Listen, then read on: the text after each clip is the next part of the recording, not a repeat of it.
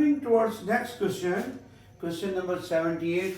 The simplified form of root 6 plus root 10 minus 21 root 121 minus root 35 times root 6 minus root 10 plus 21 root minus 35. What is the simplified form of this one? If we are going to take orthodox root, keep on multiplying 4 the 16 terms we have to simplify. Look at this, root under root 6 and root 35. They have the same symbol in both the brackets. Root 6 and root 35. They have both same symbols in both brackets. Positive root 6, positive root 6, negative 35, negative 35. That is the key that is going to lead us somewhere rational, somewhere at a good platform. In a simple fashion, we can negotiate this question. So I can write this as writing root 6 and root 35 first, then the remaining minus root 21 and plus 20 plus root 10.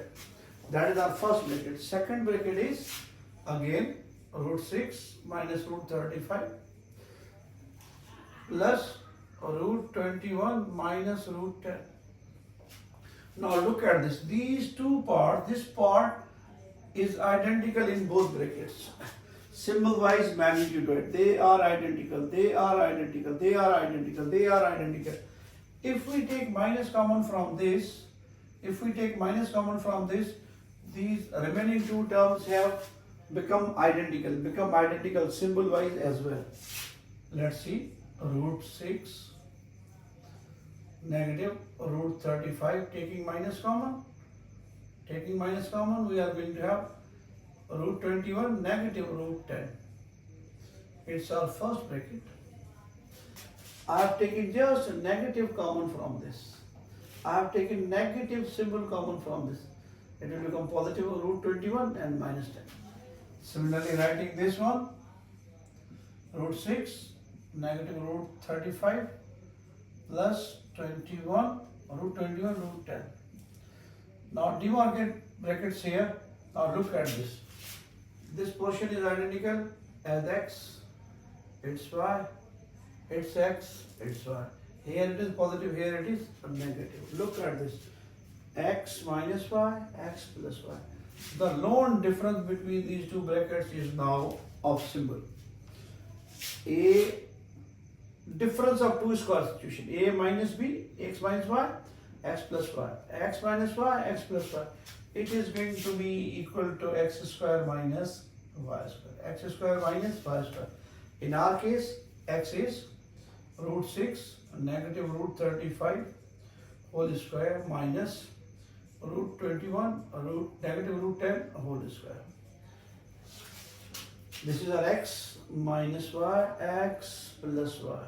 That is situation of difference between two squares, x square minus y square. Our x is this, our y is this. Open this up. A square minus twice first into second plus square of second. Here in first two brackets, the first term root 6 and the remaining two brackets root 35. Okay, minus applying the whole square situation here. Root 21 square minus 2 times root 21 times root 10 plus root 10 square.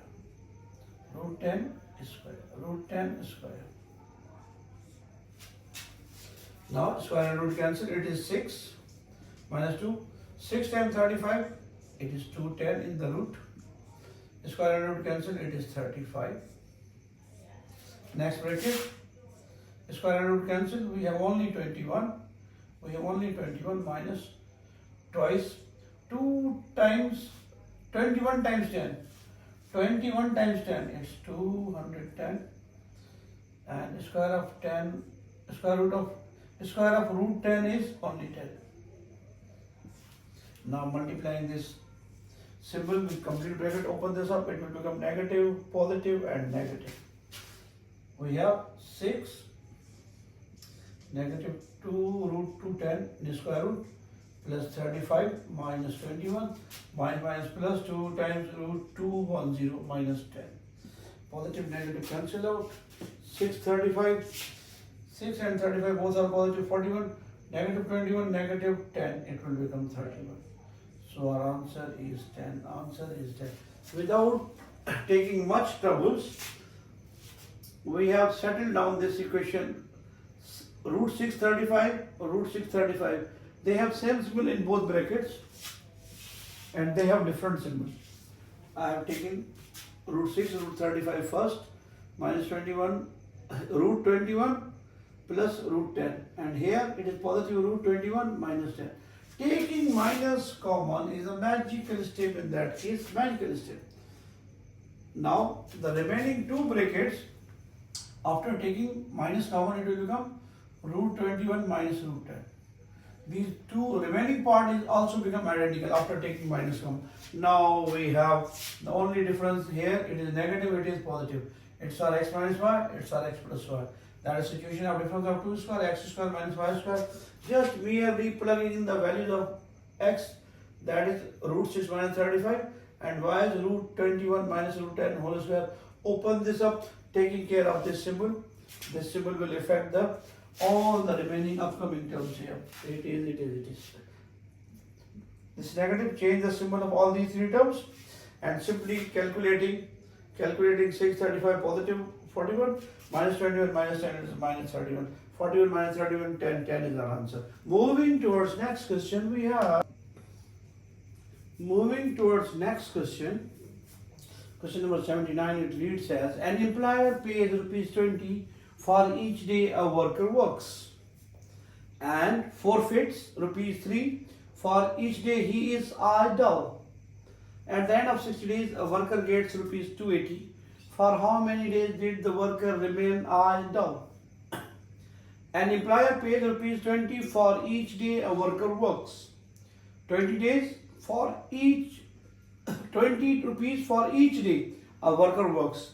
If he is not work, then he has to pay forfeits rupees 3 for each day when the worker is not working. Worker is idle. At the end of 60 days, a worker gets rupees 280. For how many days did the worker remain idle? Total number of days that we have given, it's 60. Means W stands for worker works, I for idle not working. Total days are 60. Equation number 1. It is a working, W stands for working day and I for idle. Working days plus idle days, lump sum equal to 60. We have given total 60 days.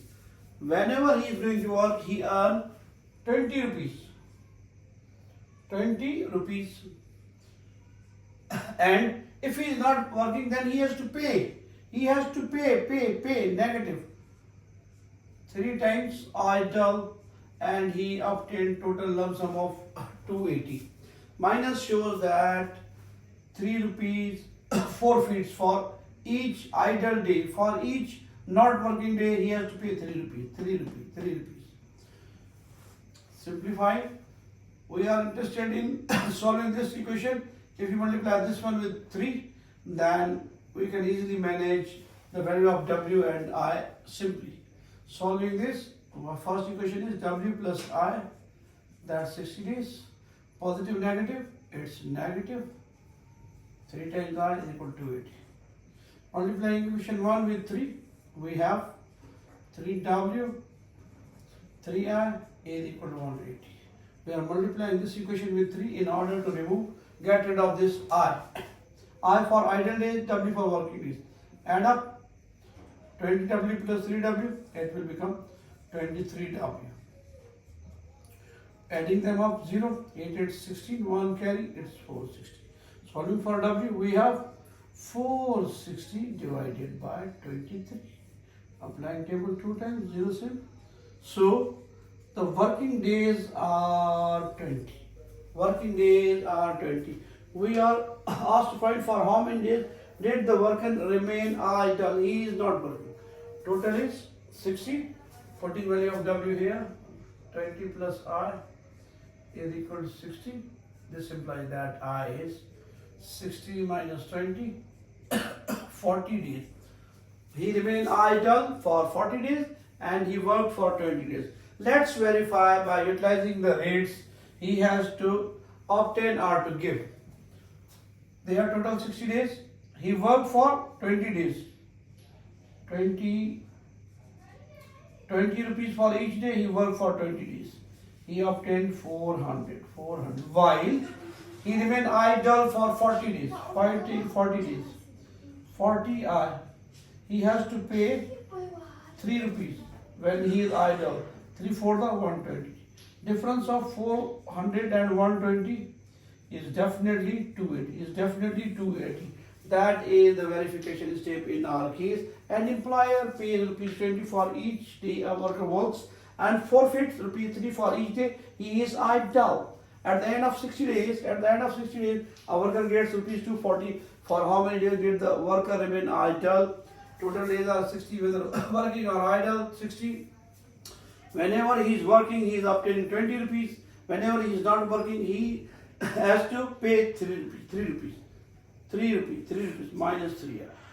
Total lump sum after 60 days, he obtained 280. Simply these two equations solving. We have multiplied equation 1 with 3 and adding them up and so on, or you can apply any other method, substitution method, whatever suits you. Moving towards next question, we have, moving towards question number 80, the average marks obtained by 120 candidates in a certain examination is 35.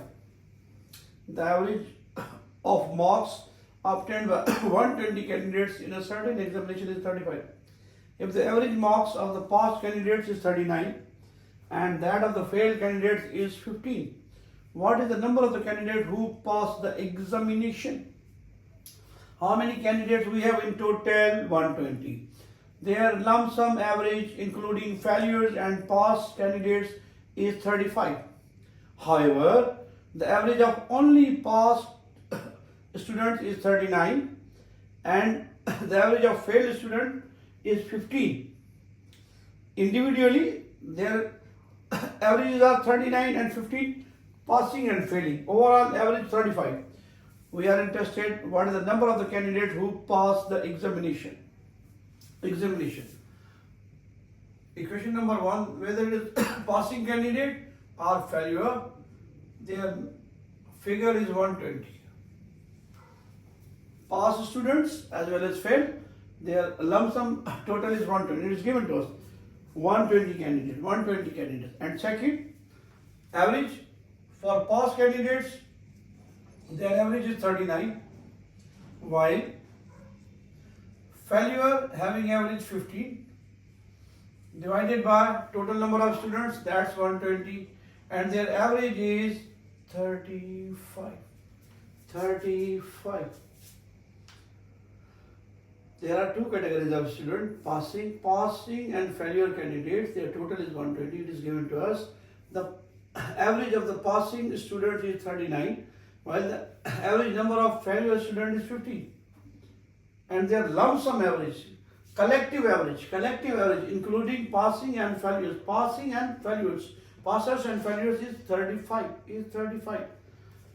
If I move 120 here from division to multiplication, there is another equation. Solving these two equations simultaneously, we arrive at our required result. It will become 39p plus 15f is equal to 35 times 120. That's our 39p plus 15f. That's our, I think, 4200. It's our equation number 2.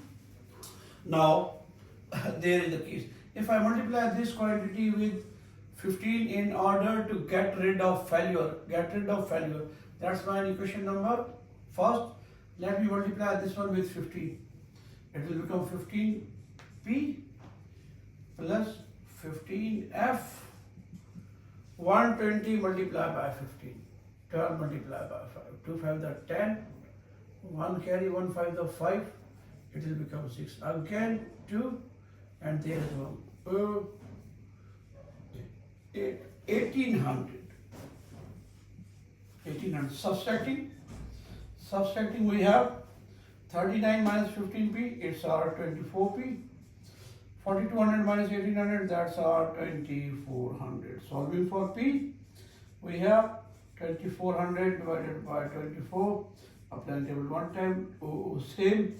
So the number of passing candidates is 120. Number of the candidates who secured 39 marks as average and passed, they are 100, while the number of the failure student is obviously 20.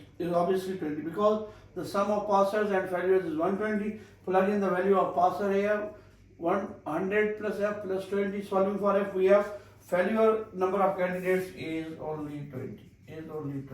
However, we are asked to find the number of the students who passed. The number of the students passed, 100 students passed the examination in that case. It's my tiny effort, you guys, to explain to you some quantitative type of questions. It's all by itself. Next.